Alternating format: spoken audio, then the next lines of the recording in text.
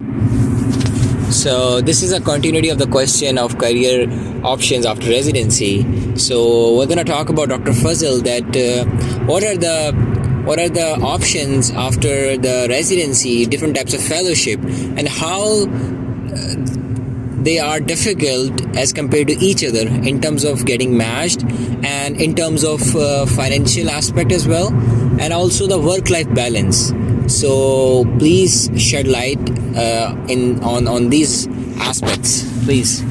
Well, thank you. I think it's a good topic, and it's one of the topics that usually residents they enjoy talking about. And yeah, so when it comes to the fellowship options, so there are many fellowship options, and I think the best way of categorizing those fellowship options is competitive versus non-competitive.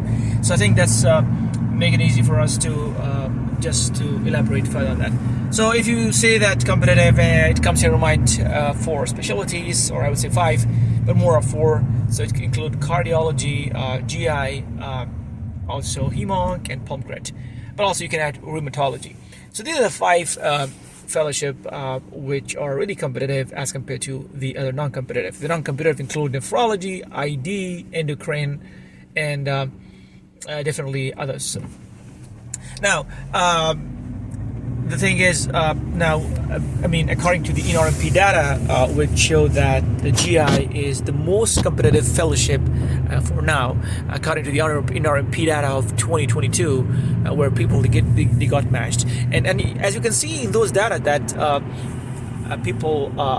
I don't have the exact figures at the top of my mind, but I would say that GI it has the most competitive figures, and it's around like 67% match rate for GI versus 69% for cardiology, and if I'm getting the numbers correctly, and also for others like pulmonary, it just touches 74 or 75, and also for hemonc in that range, and then the rheumatology.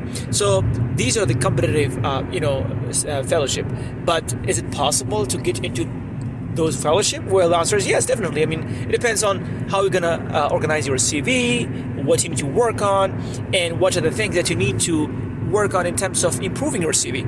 So I mean, we can discuss that in another episode, but I can touch, just briefly on that. So, there are different ways of making sure that. So, first of all, you have to be very goal-oriented. You need to know which specialty you're going to go to, and that's how you're going to work on your CV based on your goal. So, one of the ways of doing that is, making sure that you do more rotations in that specialty while being a resident, and also making sure that you do a lot of researches, which is considered one of the, important things that you want to make sure work on to improve your CV. So yeah, definitely, and also researches which could include from mini, small, tiny researches to big researches. Well, and it depends on the type of the research that you're doing. So all these are really topics by themselves, which we can touch on it later on in our different episodes of arts of healing in medicine, and so that's the research. And also you can definitely make sure you have the networking that's trying to attend different conferences and stuff like that. So that's briefly touching about that. All right, Dr. Fazil. So just a follow-up question on the things that you have touched. So, like, what can you also describe the work-life balance these specialties can have, and also the financial aspect as well? This is another aspect or angle of answering, about this topic. And what I would say is that usually, these sort of fellowship, the competitive fellowship, the thing about them is that more likely they are procedure, related sort of fellowship, and and usually the procedure sort of related fellowships, they are more rewarding in terms of financial rewarding I'm talking about, and it's as compared to the non-procedural. And so that is one thing you got to keep in mind, and the other thing is that these competitive fellowship, they are competitive by definition.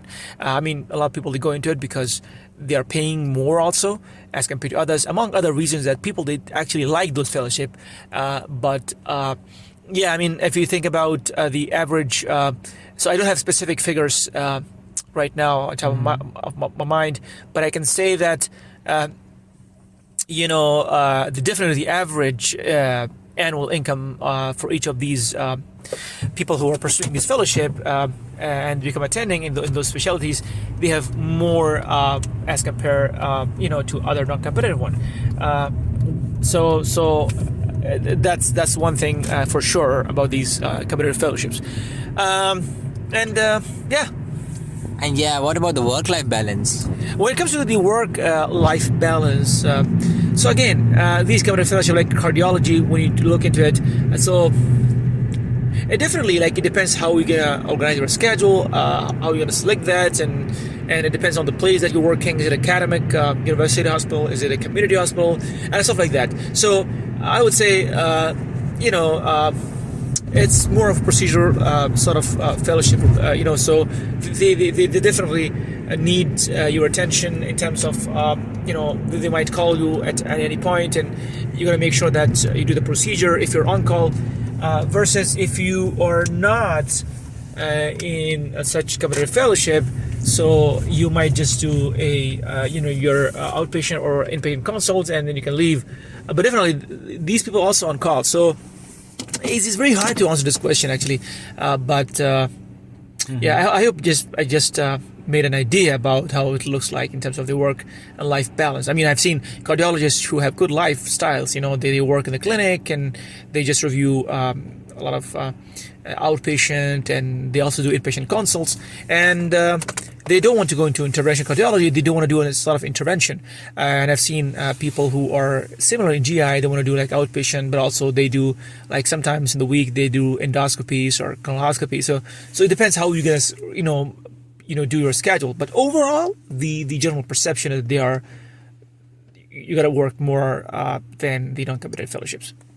All right. So I hope the listeners must have an idea about the financial aspect and as well as the work-life balance of these specialties. Thank you so much, Dr. Fazil.